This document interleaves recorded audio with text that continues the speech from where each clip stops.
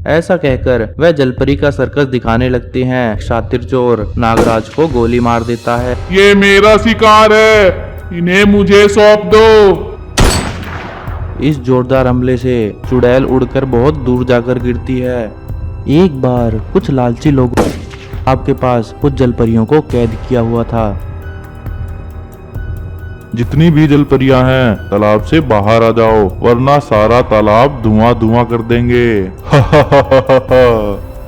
उनकी ये बातें सुनकर तालाब की कुछ जलपरियां बाहर आ जाती हैं। तभी वे लालची लोग उन जलपरियों पर गोलियां चलाने लगते हैं। गोलियां लगने से दो जलपरियां घायल हो जाती हैं और बाकी की जलपरियां डरकर वहां से भाग जाती हैं।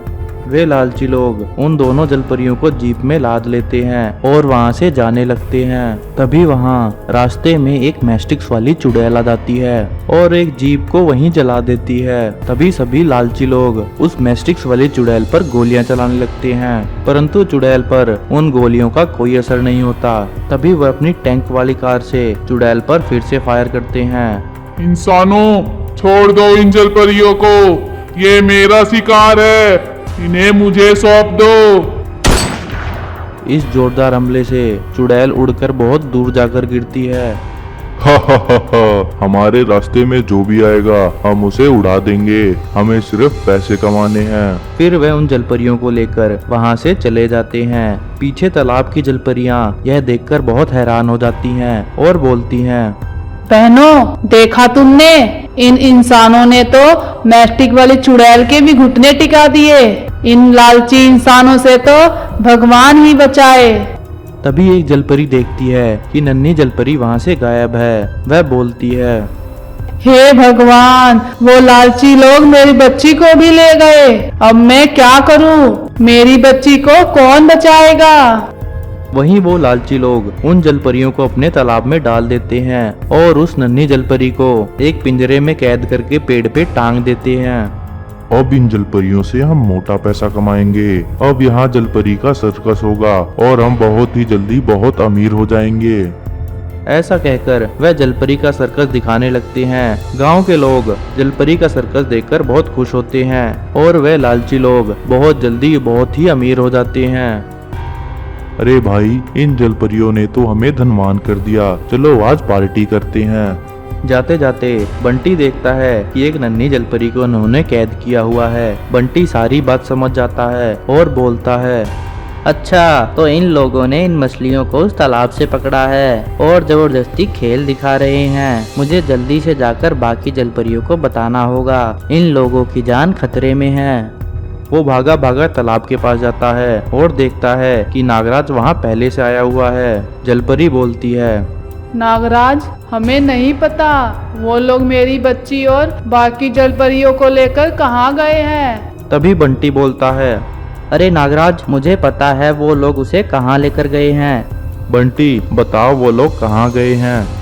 नागराज, वो लोग जलपरी से खेल करवा रहे हैं और वह उन्हें पुराने तालाब के पास ले गए हैं। जल्दी चलो, उनकी जान खतरे में है। तभी बंटी नागराज को लेकर उनके तालाब के पास जाता है। नागराज वहां जाकर देखता है कि सभी चोर शराब के नशे में हैं। नागराज बोलता है, चोरों, छोड़ दो इन जलपरियों को, वरना तुम्हारे लिए अच्छा नहीं होगा। तभी एक चोर जो शराब के नशे में था वह नागराज की तरफ आता है। तू कौन है बे हरे सांप, और तू हमारा क्या कर लेगा। तभी नागराज उसकी खूब धुलाई करता है। उसकी धुलाई होते हुए देख सभी चोर बहुत घबरा जाते हैं और डर कर वहां से भाग जाते हैं। फिर नागराज सभी जलपरियों को वहां से बाहर निकाल लेते हैं। तभी पेड़ पर बैठा एक शातिर चोर नागराज को गोली मार देता है, जिससे नागराज वहीं घायल हो जाते हैं और वह चोर वहां से भाग जाता है। जलपरी बोलती है, ये क्या, नागराज को तो उसने घायल कर दिया। तभी वहां अचानक से मैस्टिक्स वाली चुड़ैल आ जाती है और बोलती है, हटो जलपरियों, मैं नागराज को ठीक कर सकती हूँ। फिर मैस्टिक्स वाली चुड़ैल अपनी शक्तियों से नागराज को लगी हुई गोली वापिस उसके शरीर से निकाल देती है और नागराज वापिस होश में आ जाते हैं। सभी लोग मैस्टिक्स वाली चुड़ैल का धन्यवाद करते हैं। एक बार एक जंगल में राधा अपने दो बच्चों चिंटू और चिंकी के साथ जा रही होती है। चलते चलते वे तीनों बहुत थक जाते हैं और हार मानकर राधा अपने दोनों बच्चों को लेकर एक पेड़ के नीचे बैठ जाती है। तभी चिंटू अपनी माँ से बोलता है, माँ माँ मुझे बहुत भूख लगी है, कुछ खाने को दो। माँ माँ मुझे बहुत भूख लगी है, जल्दी से कुछ खाने को दो ना, सुबह से हमने कुछ नहीं खाया है। ठीक है बच्चों, तुम यहीं बैठो, मैं अभी जाती हूँ और कुछ खाने के लिए लेकर आती हूँ। तुम कहीं जाना मत और एक दूसरे का ख्याल रखना। ठीक है माँ, मैं चिंकी का ख्याल रखूंगा। यह बात सुनकर राधा बहुत खुश हो जाती है और जंगल में खाने की तलाश में निकल पड़ती है। काफी देर भटकने के बाद राधा थक जाती है, परंतु उसे खाने के लिए कुछ भी नहीं मिलता। राधा बोलती है, हे भगवान, ये तुम हमारे साथ क्या कर रहे हो? पहले तो मेरे पति की मृत्यु हो गई और फिर गांव के सरपंच ने हमें गांव से निकाल दिया। अब मेरे 2 मासूम बच्चों को खाने के लिए भी कुछ नहीं मिल रहा है। अब तुम ही मेरी सहायता करो। यह कहकर जैसे ही वह कुछ आगे चलती है, तभी वह देखती है कि सामने एक आम का पेड़ है और उस आम पर बहुत सारे आम लगे हुए हैं। राधा बोलती है, अरे वाह, कितना सुंदर पेड़ है और इस पर तो कितने सुंदर आम लगे हैं। ये आम तोड़कर मैं लेकर जाती हूँ और इन्हें अपने बच्चों को खिलाऊंगी। ऐसा कहकर वह जल्दी से आम तोड़ लेती है। तभी वह एक आम के पेड़ में बदल जाती है और आम का पेड़ एक शैतान में बदल जाता है। फिर शैतान जोर जोर से हंसने लगता है। हा हा हा हा, आज तो मजा ही आ गया। मैं कितने सालों से यहाँ आम का पेड़ बनकर खड़ा था, परंतु आज इसने मुझे आजाद कर दिया। तभी वहाँ एक चुड़ैल आ जाती है। वह शैतान को आजाद हुआ देखकर बोलती है, अरे वाह शैतान, तुम तो आजाद हो गए। हाँ चुड़ैल, चलो मुझे बहुत भूख लगी है, कोई शिकार ढूंढते हैं। ऐसा कहकर जैसे ही वह जाने लगते हैं, तभी उनको उन दोनों बच्चों की रोने की आवाज सुनाई देती है।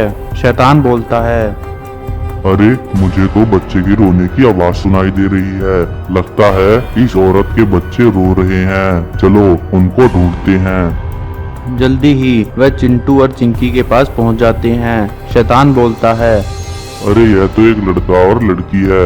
लड़की तो मेरे किसी काम की नहीं है, परंतु यह लड़का मेरे बहुत काम आएगा। मैं इसे अपना गुलाम बना लूंगा, फिर इससे अपना सारा काम करवाया करूंगा। इस लड़की को तो मैं मारकर खा जाता हूँ। अरे नहीं शैतान, ये लड़की मुझे दे दो, मैं इस लड़की को अपना गुलाम बना लूंगी और अपने घर के सारे काम करवाऊंगी। ठीक है चुड़ैल, जैसी तुम्हारी इच्छा, तुम यह लड़की ले जा सकती हो और मैं ये लड़का ले जाता हूँ। ऐसा कहकर शैतान उस बच्चे को अपने साथ ले जाता है। उधर चुड़ैल उस लड़की को अपनी गुफा में ले जाती है और गुफा में जाते ही चिंकी उस चुड़ैल को अपनी माँ समझकर उसके साथ खेलने लगती है। चुड़ैल को उस पर दया आ जाती है और उसके अंदर की ममता जाग उठती है। वह बोलती है, कितनी प्यारी लड़की है, मैं इसे पालूंगी और इसे पढ़ा लिखा कर बड़ा करूंगी। इसके लिए मुझे गांव में इंसानी रूप में रहना होगा। उधर चिंटू से शैतान अपने सारे काम करवाता था और चिंटू एक राक्षस में बदल गया था। चिंटू सब कुछ भूल जाता है। राक्षस चिंटू से बोलता है, ए मेरे गुलाम चिंटू, जाओ और गांव से मेरे लिए खाने के लिए कुछ लेकर आओ। बहुत दिन हो गए हैं, मैंने कोई इंसान नहीं खाया। जो हुक्म मेरे मालिक, जैसा आप कहेंगे मैं वैसा ही करूंगा। ऐसा कहकर वह वहां से गायब हो जाता है।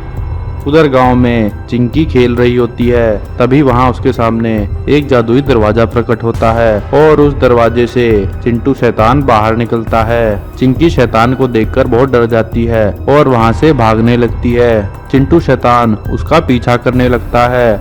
बचाओ बचाओ, मेरे पीछे शैतान पड़ा है, माँ मुझे बचाओ, तुम कहाँ हो? उसकी यह बात चुड़ैल सुन लेती है और वहां आ जाती है और वह देखती है कि चिंटू शैतान चिंकी को उठाकर ले जा रहा है। चुड़ैल उसका पीछा करने लगती है और बोलती है, अरे रुक जा शैतान, कहाँ ले जा रहा है मेरी बेटी को? ए बुढ़िया, हट जा मेरे रास्ते से। मेरे मालिक मैस्टिक्स वाले शैतान ने मुझे यहाँ भेजा है। अगर मैं उनका शिकार नहीं लाया तो वह मुझे मार देंगे। मैस्टिक्स वाले शैतान की बात सुनकर चुड़ैल को सारी बात समझ में आ जाती है। चुड़ैल बोलती है, चिंटू, शायद तुम भूल गए हो, परंतु जिसे तुम ले जा रहे हो वह तुम्हारी बहन है। मैस्टिक वाले शैतान ने तुम्हारी माँ को एक आम के पेड़ में बदल दिया और तुम्हें उठाकर अपने साथ ले गया ताकि तुम्हें अपना गुलाम बना सके। चुड़ैल की ये बातें सुनकर चिंटू को सब याद आ जाता है और वह अपनी बहन से क्षमा मांगता है और चुड़ैल से बोलता है, आपका बहुत बहुत धन्यवाद जो आपने मेरी बहन को बचाया, परंतु अगर मैं शिकार नहीं ले गया तो मैस्टिक्स वाला शैतान यहाँ गांव में आ जाएगा और सभी गांव वालों को मार देगा। मैस्टिक वाले शैतान को रोकने का एक ही उपाय है, परंतु उसके लिए हमें मैस्टिक वाले शैतान को वही आम खिलाना होगा जो आम का पेड़ तुम्हारी माँ बन गई है। परंतु मैस्टिक्स वाले शैतान को वह फल खिलाएंगे कैसे? उसका उपाय है मेरे पास। तभी चुड़ैल अपनी शक्तियों से एक मछली प्रकट करती है और उस मछली के पेट में आम छुपा देती है। फिर चिंटू वह मछली लेकर मैस्टिक्स वाले शैतान के पास जाता है। चिंटू को आता देखकर मैस्टिक्स वाला शैतान बोलता है, अरे मेरे गुलाम, तुमने तो बहुत देर लगा दी, लाओ जल्दी, कहाँ है मेरा शिकार? हे महान मैस्टिक्स वाले शैतान, मुझे आज बहुत ही अच्छा शिकार मिला है। यह देखिए, यह एक जादुई मछली है। गांव वाले कह रहे थे इसका स्वाद इंसानों से भी अच्छा है। जो एक बार यह मछली खा लेता है वह बार बार मछली ही मांगता है। अच्छा ऐसा है क्या? ठीक है, लाओ दो मुझे यह मछली। अगर यह मछली स्वादिष्ट नहीं हुई तो मैं तुम्हारे साथ साथ पूरे गांव वालों को खा जाऊंगा। मैस्टिक्स वाला शैतान वह मछली ले लेता है और उसे खा जाता है। जैसे ही वह मछली खाता है वह फिर से आम के पेड़ में बदल जाता है और आम का पेड़ बनी हुई राधा फिर से इंसान में बदल जाती है। फिर राधा चुड़ैल के पास जाती है और चुड़ैल से बोलती है, धन्यवाद चुड़ैल, तुम एक चुड़ैल होते हुए भी मेरी बच्ची की माँ की तरह देखभाल की। अब से तुम भी हमारे साथ रहो।